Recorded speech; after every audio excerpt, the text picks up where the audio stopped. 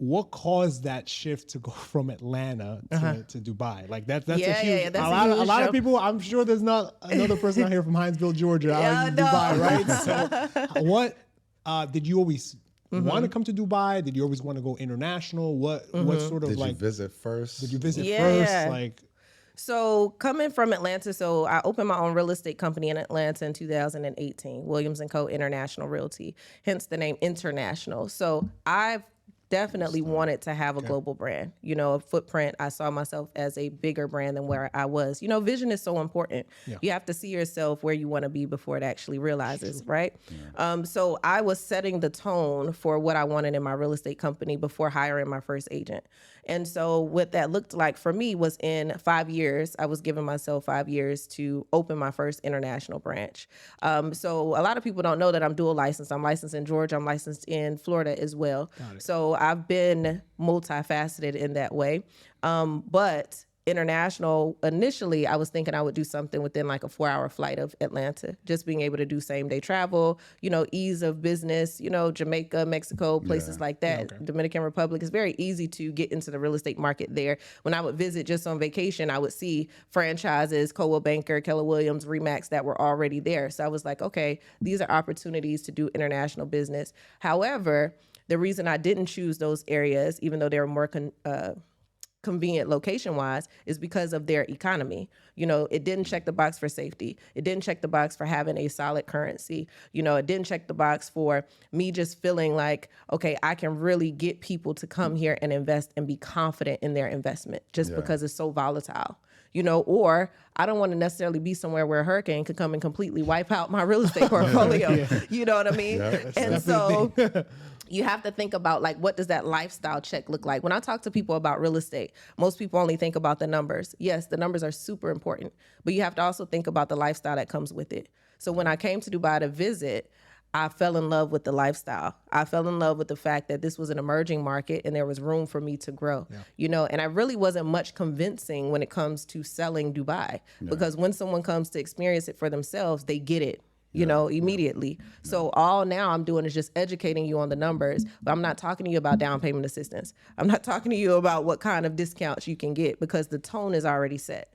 So for me, if I was thinking about doing luxury real estate and wanting to partner myself in that type of environment, I'm like, you know what? Dubai is the place to go. It's the number 4 luxury market in the world.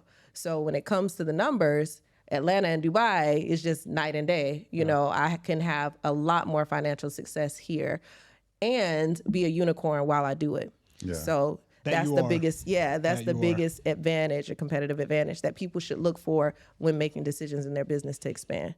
That you are, because you are the first Black American real estate owner here in Dubai, right? Yes. So being a trailblazer in your space here in the UAE, how did you handle the challenges of being the first Black American woman to run a global brokerage firm in Dubai? Like, what were some of the challenges at first, and how did you handle some of that? And I just want to add to that as well. There's a stereotype that comes out here. You're female. Are you going to be respected out here? Can you get your business through? Did that go through your mind while coming out here? All of it went through my mind. I would be lying if I didn't say I had different concerns and, like, what will it be like to do business? Because it's one thing to visit, and have fun. And it's a totally different thing to move and live in a foreign land. So I had to go through a lot of due diligence. A lot of people make emotional decisions, and I used to be one of those people where it was like, okay, cool, this looks fun. Let me do this business. Oh, this person seems cool. Let's partner up. Now I've matured in that way, and so it took me a year before I actually decided to relocate. So that's the part people don't know, because when I made the announcement, I moved a month later. They didn't see the due diligence. They didn't know that I was taking multiple flights to Dubai to do research on the market, to meet people, to build up my network. And that's what people have to realize. Like, I get so many DMs and people contacting me. Oh, I'll book a flight. I literally saw it this morning on my way here in my DMs. She's like, I'll book a flight last minute. Like, I just want to work on your team. That's a turnoff for me, because that is just an emotional decision, because you're looking at the glitter and the glam and you're not really thinking about strategy. I want to partner with people who are strategic about their decision making, because the minute you don't get paid that first or second month in real estate, you're going to believe that it doesn't work, because you didn't even have a strategy to begin with. You were doing it for the wrong reasons. So it's a long-term business. It's a long-term business play. So and I guess honestly, you make it look easy. Yeah.